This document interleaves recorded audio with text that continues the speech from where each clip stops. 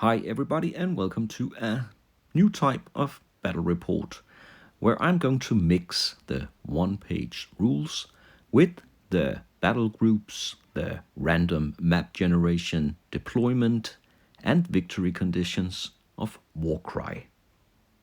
And of course, it's an experiment to mix these two game systems together, but I'm going to try and then we'll see how it turns out. And here are my rules for the One-Page Rules Warcry hybrid game.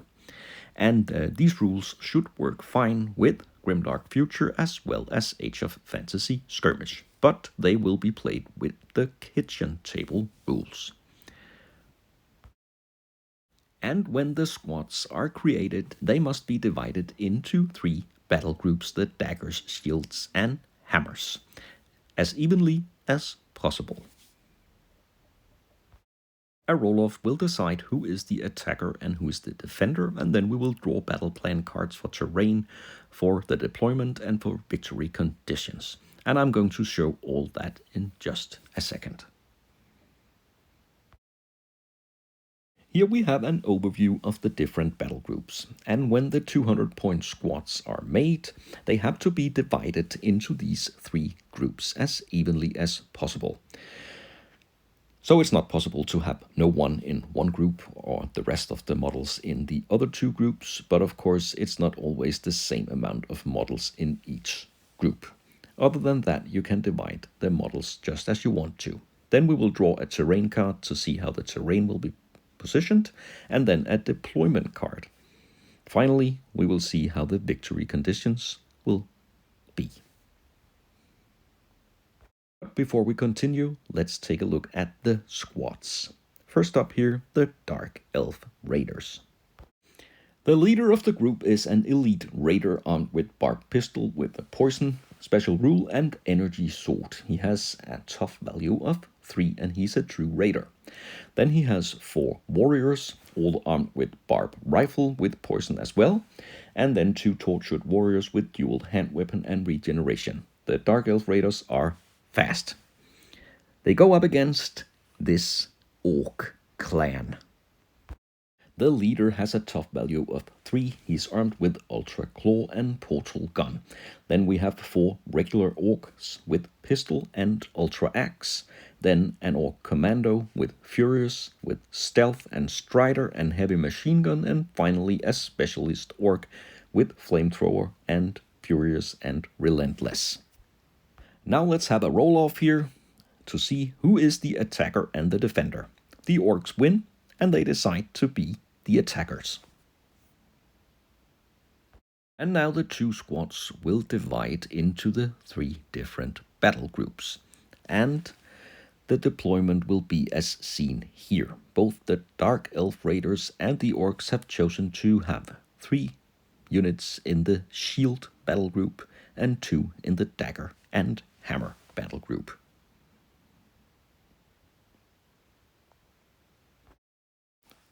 The battle will take place on a battlefield with these measurements here, and I have chosen to use my Warhammer 9th edition game board. Next step is to draw the battle plan card for the terrain. So mix the cards and pick a random card to see how the terrain is going to be. And here you can use whatever terrain you have available. It doesn't have to be Warcry terrain. I'm just going to use something similar to create the battlefield like this. And note that there is an orientation mark in the upper right corner. And with this card as a guide, the battlefield will look something like this.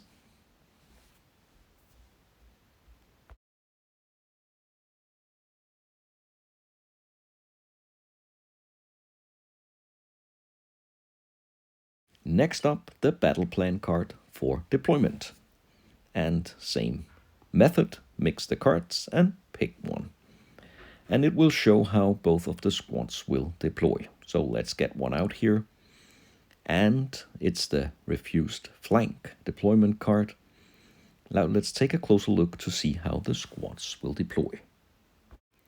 The blue squad will deploy the daggers here and the shields in the middle of the lower part of the battlefield, and then the hammers, but first in round 2. The red squad will deploy their daggers on the opposite side of the battlefield, and the hammers and the shields like seen here on the card. So now we will roll off again to see who will decide first what color and deployment they would like. Again, the orcs win, and they decide to be the red deployment. And they have deployed like this. According to the deployment card, this is how they should be. And the Dark Elf Raiders, of course, will be the blue deployment, and it looks something like this. And remember, the Dagger battle group will wait until round 2 to enter the battle. Just as with the terrain card, the deployment card also has an orientation marker, so the cards are lined up correctly.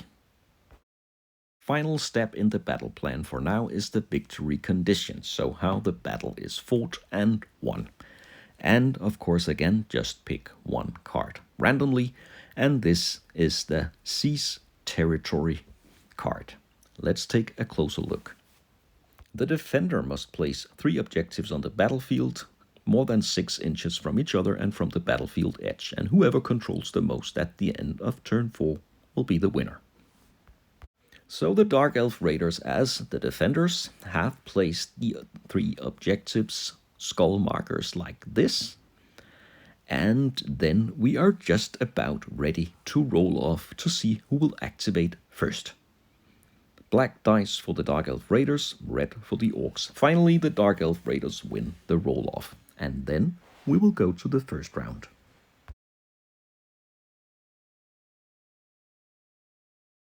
And just before we begin, remember this game is played with the kitchen table rules. That means the models can move and shoot half the normal distance. Check the rulebook for further information about these rules.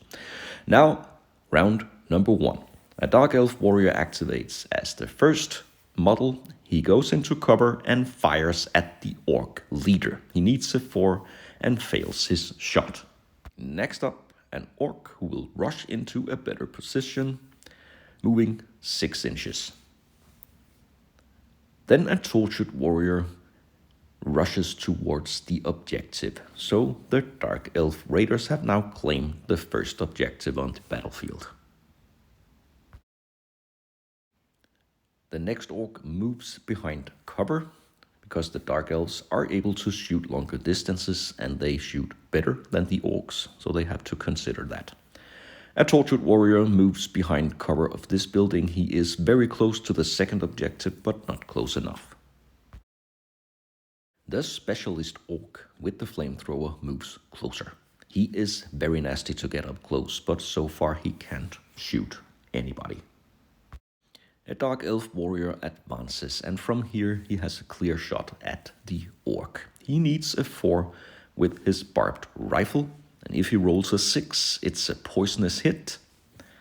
He has a shooting range of 12 inches, and he needs a 4. And that's a hit. Now the Orc will have to defend on a roll of 5. And he makes that as well. So the shot hits the target, but the Orc armor makes sure that he is unharmed for now. The Commando Orc with the heavy machine gun moves back slightly. I think he's going to welcome the battle group of Dark Elf Raiders that will arrive in round 2. And then the Dark Elf leader moves towards the objective as well to consolidate it even further. And the Orc leader, of course, reacts to that. He moves and claims the second objective. And the Orc behind him does the same. There are no Dark Elf Raiders left to move. Remember, they have one battle group outside the game area waiting for round 2. So the Orcs will finish their movement. And all the Orcs move closer because they really like to get into close combat. So this is how it looks after the first round. Each of the squads have claimed one objective. And the third one here is not yet claimed by anybody, but the Orcs are closing in, and at the beginning of round 2, the Dark Elf battle group here with 2 warriors will arrive. Now let's proceed to round number 2.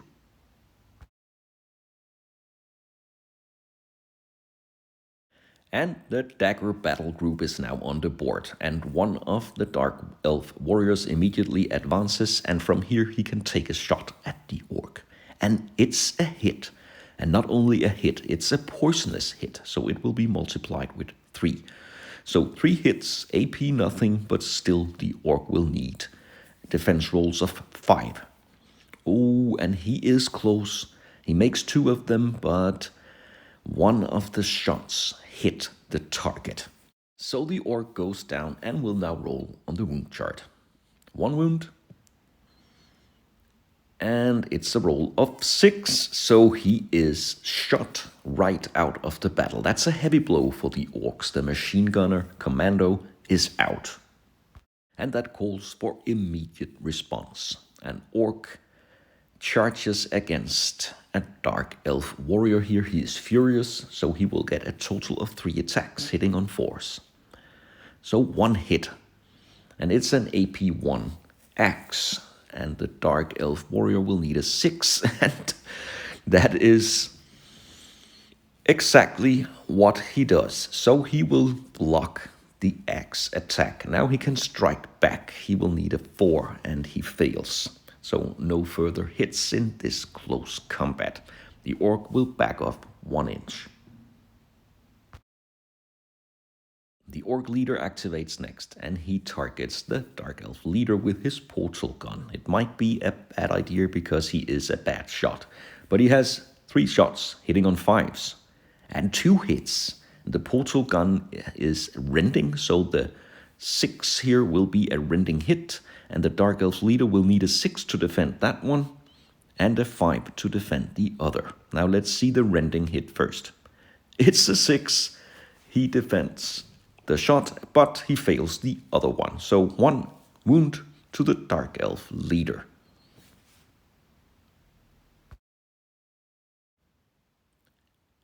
And once again, the Dark Elf warrior here takes a shot at the Orc. He will still need a 4 to hit, and this time he makes the shot, and the Orc will fail his defense here. So it's a wound. He goes down, and he will roll on the wound chart. The Dark Elf managed to hit here in all these narrow spaces between the buildings, but with a 2 on the wound chart, the Orc is stunned.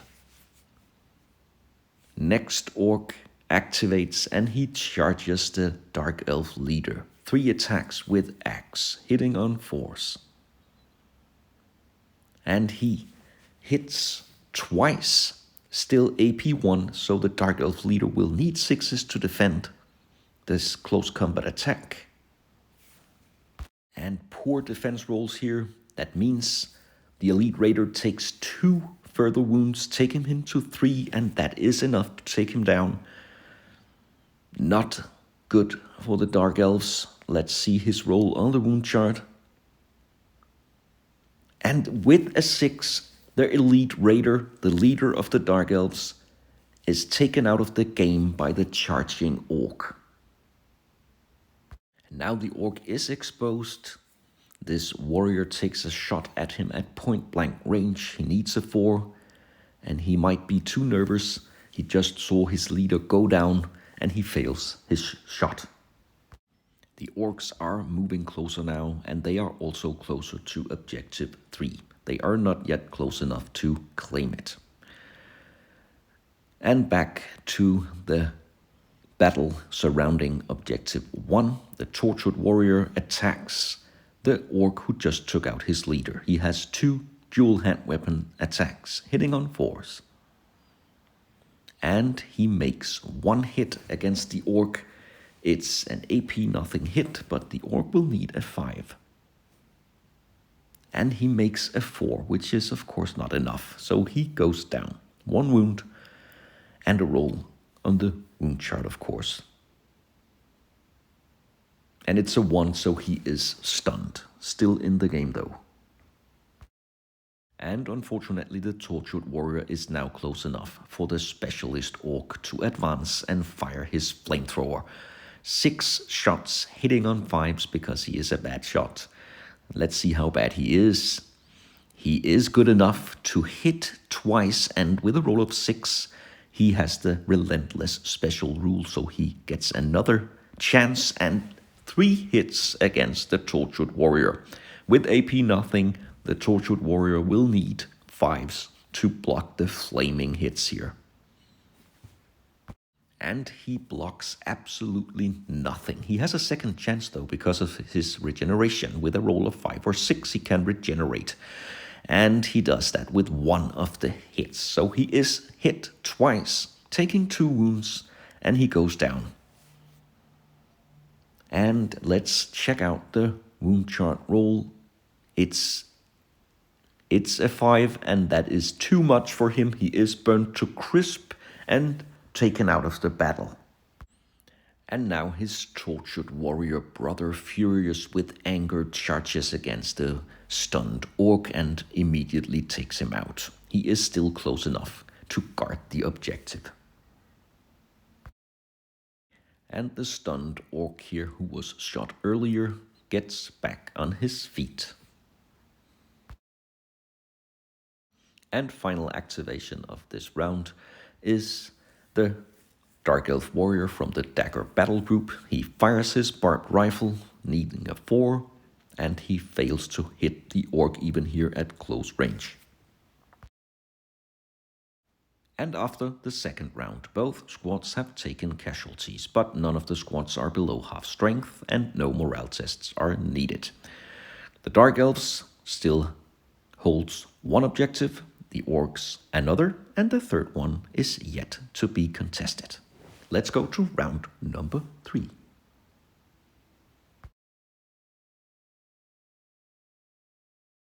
The battle will continue where it left in round 2. The Orc who was just shot at decides to charge the Dark Elf Warrior. 3 attacks because he is furious, hitting on 4s, and that's 3 hits against the Dark Elf. And with AP 1 he will need no less than 3 defense rolls of 6. He makes 1, but fails the other 2, so that's 2 wounds, and that might be difficult for him to manage that on the wound chart, but let's see. No doubt it's a 6, and he is cut to pieces by the axe. The Dark Elf Warrior here, who has shot twice earlier, again targets an Orc. He fires his barbed rifle, hitting on a 4. And it's a roll of, let's see, it's a 6, so it's a poisonous hit. It will be multiplied with 3. 3 hits against the Orc, and that means 3 defense rolls, and it must be 5 or more, and there is 1 good defense roll here, 2 hits, and that is of course enough to take the Orc down. He will get his wounds here and a roll on the wound chart as well, and it's a 5, so he is taken out of the battle.